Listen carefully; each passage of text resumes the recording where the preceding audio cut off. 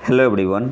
Daily current affair series में आज हम लोग देखेंगे 28 से 31 अगस्त 2024 के करंट अफेयर्स, जो कि अगस्त महीने का आखिरी करंट अफेयर है। तो आते हैं पहले करंट अफेयर पे। और हाँ, चैनल को सब्सक्राइब जरूर कर ले। ब्रांड फाइनेंस द्वारा किस कंपनी को दुनिया के सबसे मजबूत खाद्य ब्रांड के रूप में सम्मानित किया गया? इस कंपनी ने 91 के उच्च ब्रांड स्ट्रेंथ इंडेक्स स्कोर और 3.3 बिलियन डॉलर के ब्रांड मूल्यांकन के साथ यह मान्यता हासिल की। यहाँ पे मैं ऑप्शन नहीं पढ़ूंगा, सीधे आंसर बताते हुए चलूँगा। तो ऑप्शन ए आपका यहाँ पे सही आंसर होगा, अमूल। ब्रांड फाइनेंस द्वारा किस कंपनी को दुनिया के सबसे मजबूत खाद्य ब्रांड के रूप में सम्मानित किया गया? और इस कंपनी ने 91 के उच्च ब्रांड स्ट्रेंथ इंडेक्स स्कोर और 3.3 बिलियन डॉलर के ब्रांड मूल्यांकन के साथ यह मान्यता हासिल की। तो ऑप्शन है आपका यहाँ पे सही आंसर हो जाएगा, अमूल। इसके अलावा आपको क्या याद रखना है? सबसे पहले जो अमूल है, तो इसका brand strength index BSI score कितना है? 91 है आउट ऑफ 100, और इसे मिला है AAA+ रेटिंग। अगर जब बात हो ब्रांड वैल्यू की, ये तो आपका था ब्रांड स्ट्रेंथ। अगर ब्रांड वैल्यू की बात हो, ब्रांड वैल्यू, तो ब्रांड वैल्यू में किसने लीड किया है? कौन लीडर है? तो नेस्ले है आपका, नेस्ले। ये पहले स्थान पे है और लेज आपका है सेकेंड स्थान पे जब ब्रांड वैल्यू की बात होगी। अगले क्वेश्चन पे आते हैं। हाल ही में किस देश ने एक नई नीति पेश की है जो 35 देशों के नागरिकों को बिना वीज़ा के उस देश में जाने की अनुमति देती है? तो गिवन ऑप्शन में ऑप्शन सी आपका यहाँ पे सही आंसर हो जाएगा, श्रीलंका। हाल ही में किस देश ने एक नई नीति पेश की है जो 35 देशों के नागरिकों को बिना वीज़ा के उस देश में जाने की अनुमति देती है? तो ऑप्शन सी आपका यहाँ पे सही आंसर हो जाएगा, श्रीलंका। अच्छा, ये 35 देशों में कौन कौन है? तो आपका भारत भी है, इंक्लूड है इसमें। यूके है, चाइना है, यूएस है, जर्मनी है। इसके अलावा आपका नीदरलैंड हो गया, बेल्जियम हो गया, स्पेन हो गया, ऑस्ट्रेलिया, डेनमार्क। ठीक है, तो बाकी डिटेल आप PDF से देख सकते हैं, मैं टेलीग्राम चैनल पर डाल दूँगा। अगले क्वेश्चन पे आते हैं। हाल ही में वैज्ञानिकों ने किस ग्रह पर लिक्विड वाटर का भंडार खोजा है? तो गिवन ऑप्शन में ऑप्शन बी आपका यहाँ पे सही आंसर होगा, मंगल ग्रह पे, मार्स पे। हाल ही में वैज्ञानिकों ने किस ग्रह पर तरल पानी लिक्विड वाटर का भंडार खोजा है? तो मार्स पे, ऑप्शन बी आपका यहाँ पे सही आंसर होगा। अगले क्वेश्चन पे आते हैं। अच्छा, ये जो स्टडी पब्लिश हुआ था तो उसका नाम क्या था? Liquid water in the Martian mid crust. तो ये भी आपको याद रखना है। अगले क्वेश्चन पे आते हैं। किस बैंक ने महिलाओं के लिए अवनी नामक एक नई बचत बैंक खाता योजना शुरू की है? तो बंधन बैंक ने, ऑप्शन डी आपका यहाँ पे सही आंसर होगा। किस बैंक ने महिलाओं के लिए अवनी नामक एक नई बचत बैंक खाता योजना शुरू की है? तो बंधन बैंक, ऑप्शन डी आपका यहाँ पे सही आंसर होगा। और जो आपका अवनी सेविंग अकाउंट है, इसका ऑब्जेक्टिव क्या है, एम क्या है?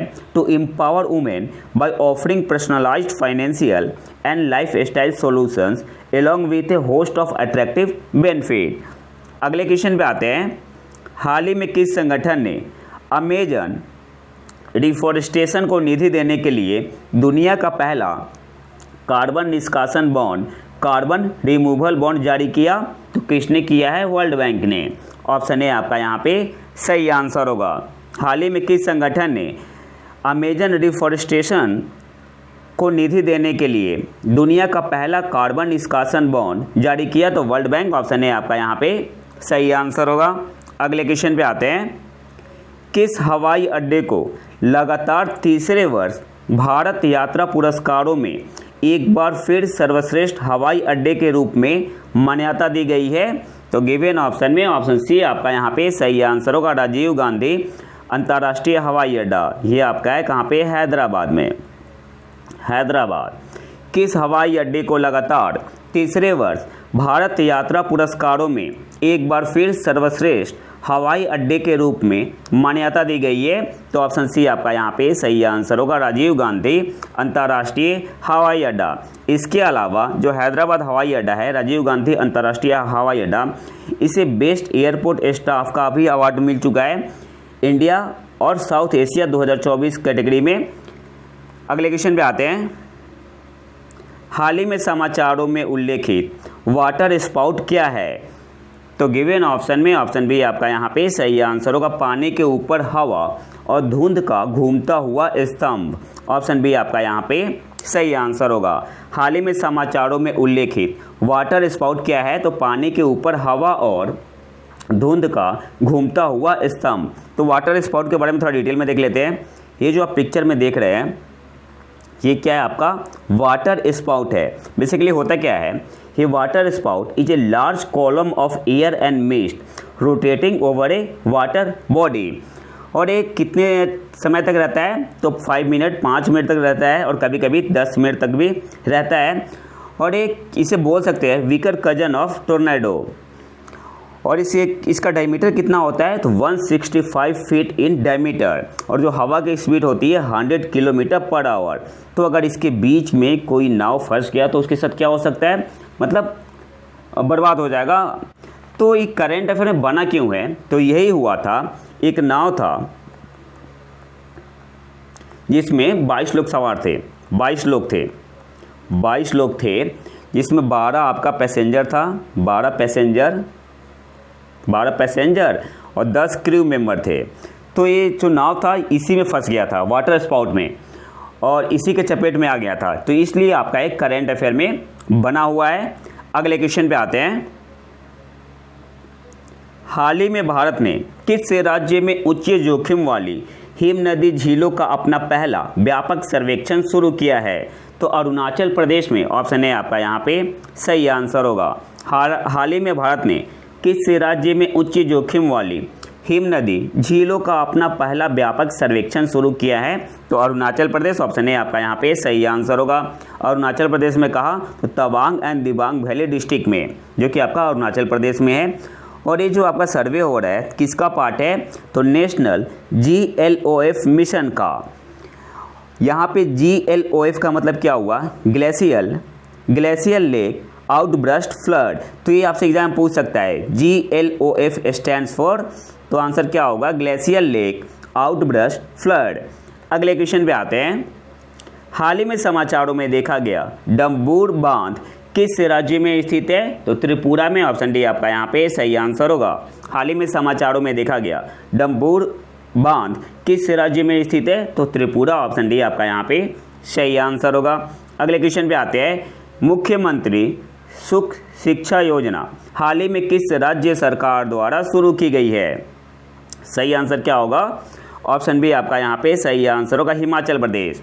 मुख्यमंत्री सुख शिक्षा योजना हाल ही में किस राज्य सरकार द्वारा शुरू की गई है? तो ऑप्शन बी आपका यहाँ पे सही आंसर होगा, हिमाचल प्रदेश। अब इसे थोड़ा डिटेल में देख लेते हैं। हिमाचल प्रदेश सरकार ने विधवाओं, निराश्रित महिलाओं और विकलांग माता पिता सहित कमज़ोर परिवारों के बच्चों की शिक्षा का समर्थन करने के लिए सालाना 53.21 करोड़ रुपये आवंटित करते हुए मुख्यमंत्री सुख शिक्षा योजना शुरू की है। अगले क्वेश्चन पे आते हैं। विश्व जल सप्ताह 2024 कब आयोजित किया जा रहा है? बेसिकली हो चुका है। तो ऑप्शन है आपका यहाँ पे सही आंसर हो जाएगा 25 से 29 अगस्त 2024। विश्व जल सप्ताह 2024 कब आयोजित किया जा रहा है? तो 25 से 29 अगस्त। और थीम क्या है? थीम इम्पोर्टेंट है। तो थीम है आपका bridging border water for a peaceful and sustainable future. तो ये आपका थीम है जो कि एग्जाम में आपसे पूछ सकता है। अगले क्वेश्चन पे आते हैं। हाल ही में भारत की पहली महिला राष्ट्रीय रेसिंग चैंपियन कौन बनी है? तो गिवन ऑप्शन में ऑप्शन सी आपका यहाँ पे सही आंसर होगा, डायना पुंडोले।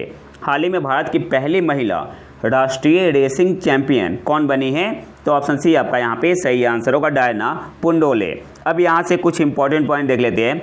जो डायना पुंडोले है ये टीचर है, कहाँ से है? पुणे से है। और इन्होंने कौन सा रेसिंग चैंपियनशिप जीता है? तो क्या नाम है? MRF Indian national car racing championship. कहाँ पे हुआ था? 2024 में चेन्नई में हुआ था। तो ये सारे इंपॉर्टेंट पॉइंट है जो कि आपको याद रखने हैं। अगले क्वेश्चन पे आते हैं। अंतर्राष्ट्रीय मदर टेरेसा पुरस्कार समारोह कहाँ आयोजित किया गया था? तो इस बार आपका 24वां जो इंटरनेशनल मदर टेरेसा अवार्ड है ये कहाँ आयोजित किया गया था? तो मिलेनियम प्लाजा दुबई में। तो ऑप्शन बी आपका यहाँ पे सही आंसर हो जाएगा, दुबई। अगले क्वेश्चन पे आते हैं, हाल ही में किस अंतरिक्ष संगठन ने मीथेन उत्सर्जन पर नज़र रखने के लिए टेनेजर 1 सैटेलाइट लॉन्च किया है? मीथेन को कैसे लिखते हैं? CH4। और किसने लॉन्च किया है टेनेजर 1 सैटेलाइट? तो नासा ने। ऑप्शन ए आपका यहाँ पे सही आंसर होगा। हाल ही में किस अंतरिक्ष संगठन ने मीथेन उत्सर्जन पर नज़र रखने के लिए टेनेजर 1 सैटेलाइट लॉन्च किया है? तो नासा ने। ऑप्शन ए आपका यहाँ पे सही आंसर होगा। अब यहाँ से की पॉइंट देखते हैं। सबसे पहले इस सैटेलाइट को डेवलप किसने किया है? तो नासा का जो जेट प्रोपल्सन लेबोरेटरी है उसने किया है और कोएलिशन है कंपनीज के साथ। इसके अलावा इसे लॉन्च किसने किया था? तो स्पेस एक्स के फाल्कन 9 रॉकेट से इसे लॉन्च किया गया। कहाँ से किया गया? वैंडेनबर्ग स्पेस फोर्स बेस, जो कहाँ पे है? कैलिफोर्निया में है। इसके अलावा जो आपका टेनेजर 1 सैटेलाइट है ये करेगा क्या? तो ये आपका डिटेक्ट करेगा major emitter of carbon dioxide और मीथेन का। और जो ये आपका सैटेलाइट है ये आपका यूज करेगा इमेजिंग स्पेक्ट्रोमीटर टेक्नोलॉजी। तो ये सारे की पॉइंट है और आपको ऐसे ही याद रखना है। अगले क्वेश्चन पे आते हैं, उल्ची फ्रीडम शील्ड 2024 अभ्यास किन दो देशों के बीच एक वार्षिक संयुक्त अभ्यास है? सिंपली आपसे पूछ रहा है कि जो आपका उल्ची फ्रीडम शील्ड अभ्यास है, एक्सरसाइज है, किन दो देशों के बीच एक वार्षिक संयुक्त अभ्यास है? तो गिवन ऑप्शन में ऑप्शन सी आपका यहाँ पे सही आंसर हो जाएगा, यूएसए और साउथ कोरिया के बीच। ऑप्शन सी आपका यहाँ पे सही आंसर होगा। अगले क्वेश्चन पे आते हैं, हाल ही में कानू नामक दक्षिण भारतीय आदिवासी ज्ञान केंद्र किस राज्य में लॉन्च किया गया? तो गिवन ऑप्शन में ऑप्शन है आपका यहाँ पे सही आंसर हो जाएगा, कर्नाटक। हाल ही में कानू नामक दक्षिण भारतीय आदिवासी ज्ञान केंद्र किस राज्य में लॉन्च किया गया? तो कर्नाटक। कहाँ पे? Bear Hills, Karnataka. अगले क्वेश्चन पे आते हैं, हाल ही में समाचारों में उल्लेखित सोनू बॉय क्या है? तो गिवन ऑप्शन में ऑप्शन बी आपका यहाँ पे सही आंसर होगा, छोटे उपकरण जो मुख्य रूप से पनडुब्बियों को ट्रैक करने के लिए पानी के नीचे की आवाज़ का पता लगाते हैं। हाल ही में समाचारों में उल्लेखित सोनू बॉय क्या है? तो छोटे उपकरण जो मुख्य रूप से पनडुब्बियों को ट्रैक करने के लिए पानी के नीचे की आवाज़ का पता लगाते हैं। ऑप्शन बी आपका यहाँ पे सही आंसर होगा। अच्छा, एक करेंट अफेयर में क्यों बना हुआ है सोनू बॉय? तो अमेरिका ने अप्रूव कर दिया है sale of anti submarine warfare sonobuoy to India, estimated at कितना कॉस्ट है? 52.8 मिलियन USD का। तो इसलिए आपका एक करंट अफेयर में बना हुआ है।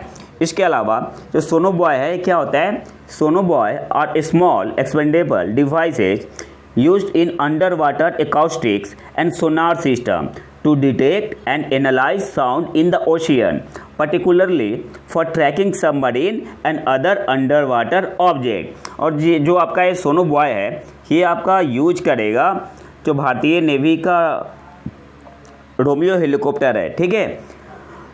अगले क्वेश्चन पे आते हैं, हाल ही में किस राज्य ने अर्ध जंगली गो जातीय प्राणी मिथुन बोस फ्रंटलिस को पहली बार रिकॉर्ड किया है? तो असम ने किया है। ऑप्शन डी आपका यहाँ पे सही आंसर होगा। हाल ही में किस राज्य ने अर्ध जंगली गो जातीय प्राणी semi wild gaur like animal mithun Bos frontalis को पहली बार रिकॉर्ड किया है? तो असम में। असम ने। ऑप्शन डी आपका यहाँ पे सही आंसर होगा। बेसिकली ये आपका मिलता है अरुणाचल प्रदेश वगैरह में मिलता है, नॉर्थ ईस्ट में मिलता है, और असम ने इसे पहली बार रिकॉर्ड किया है। अगले क्वेश्चन पे आते हैं, केंद्रीय वित्त मंत्री ने हाल ही में किस शहर में GST भवन का उद्घाटन किया? तो उदयपुर में। ऑप्शन है आपका यहाँ पे सही आंसर होगा। केंद्रीय वित्त मंत्री ने हाल ही में किस शहर में GST भवन का उद्घाटन किया? तो उदयपुर। ऑप्शन है आपका यहाँ पे सही आंसर होगा।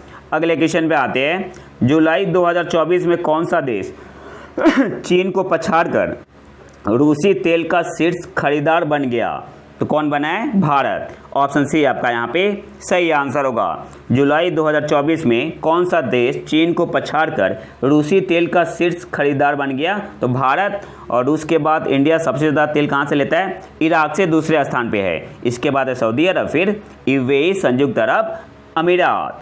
अगले क्वेश्चन पे आते हैं, जैक्सन होल आर्थिक नीति संगोष्ठी एक वार्षिक कार्यक्रम है इस संगोष्ठी में दुनिया भर से कौन से व्यक्तित्व एकत्रित होते हैं? तो जो आपका Jackson Hole economic policy symposium है, इसमें दुनिया भर से केंद्रीय बैंकरों, अर्थशास्त्रियों और नीति निर्माताओं जैसे महत्वपूर्ण लोग भाग लेते हैं। तो ऑप्शन सी आपका यहाँ पे सही आंसर होगा।